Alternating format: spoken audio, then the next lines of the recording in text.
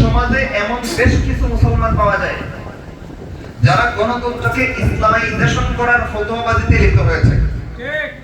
আছে না নাই? বেঈমান যারা যারা বেঈমানি রাজনীতি করে, সেকুলার রাজনীতি করে, তাদের কথা আমরা বলবো না। তারা ঘোষণা দিয়ে সেকুলার মানে কাফের। সেকুলার পর্যন্ত আমি কোন ধর্মের পক্ষেও না, কোন ধর্মের বিপক্ষেও না, ধর্ম নিরপেক্ষ, এই শিরোনামটাই কুফরি। আল্লাহ পরিষ্কার বলে দিয়েছেন ইন্নাদ দীনা ইনদাল্লাহিল ইসলাম, নিশ্চয়ই আল্লাহর কাছে গ্রহণযোগ্য ধর্ম সবগুলো নয়, কেবলমাত্র ইসলাম। তো যেগুলো বাতিল হয়ে গেছে, নিষিদ্ধ হয়ে গেছে, ওইগুলো আল্লাহর কাছে কখনোই গ্রহণযোগ্য হওয়ার সুযোগ আর নাই। এমন অবস্থায় কেউ যদি মনে করে খ্রিস্টান ধর্ম যেমন ইসলাম ধর্ম তেমন, ইহুদি ধর্ম যেমন ইসলাম ধর্ম তেমন, হিন্দু ধর্ম আর ইসলাম ধর্ম ধর্ম হিসেবে কোনো তফাৎ নাই, ধর্ম হিসেবে এখন কোন জায়গায় সবগুলো ঠিক আছে, সবগুলোকে সম্মান করতে হবে, আল্লাহর কসম এটা কথা খিচুড়ি মার্কা একটা কুফরি মতবাদ ছাড়া কিছু। সেই সেকুলারিজমের কুফরি মতবাদ আমাদের মাথার উপরে চাপানো হয়েছে বহু আগে, কিন্তু আমরা এটা জানি যে এটা কুফর।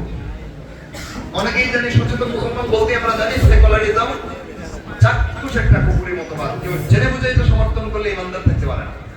সুতরাং সেকুলার রাজনীতিপন্থী যত দল আছে তাদের ব্যাপারে আমরা কথা বলার দরকার নাই, কারণ তারা সেকুলার শব্দের অন্তরালে যা পোষণ করছে আর লালন করছে ওইগুলোই কুফর, সেখানে আর কিছু বলার সুযোগ নাই, দরকার নেই।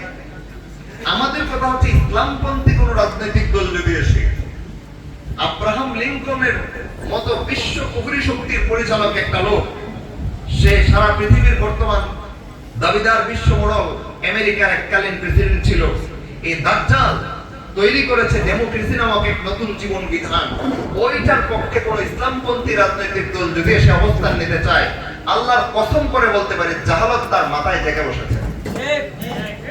আজকে পর্যন্ত গণতন্ত্রের তৈরি হওয়ার পর থেকে নিয়ে এই পর্যন্ত যত ওলামায়ে কেরাম পৃথিবীতে আসছেন আর গেছেন, আল্লাহর কসম করে বলে কোরআন সুন্নাহ থেকে, ইসলামী শরীয়ত ব্যবস্থা থেকে যারা দ্বীনকে শিখেছেন, বুঝেছেন, শিখাইছেন, এমন একজন আলেম গণতন্ত্রের পক্ষে বলার সুযোগ পান নাই, সবাই কুফরির ফতোয়া দিয়েছেন।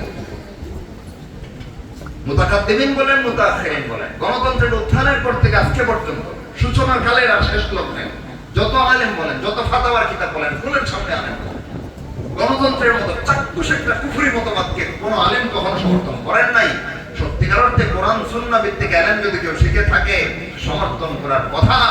এরপরেও কেউ যদি এসে এটার পক্ষে অবস্থান নিতে চায়, সেজন্যই বললাম আগে চলে হাত অধ্যয়ন করো নাকি গণতন্ত্র কি জিনিস, ডেমোক্রেসি কি জিনিস, এটার আপাদমস্তক শুরু থেকে শেষ পর্যন্ত সবগুলো থিওরি চোখের সামনে নিয়ে আসেন। আল্লাহর কসম করে বলতে পারি, গণতন্ত্র নামক কুফরি জীবন ব্যবস্থা শুরু থেকে শেষ পর্যন্ত প্রত্যেকটা অঙ্গে প্রত্যঙ্গে অসংখ্য অগণিত ছিটকার কুফর জড়িত রয়েছে।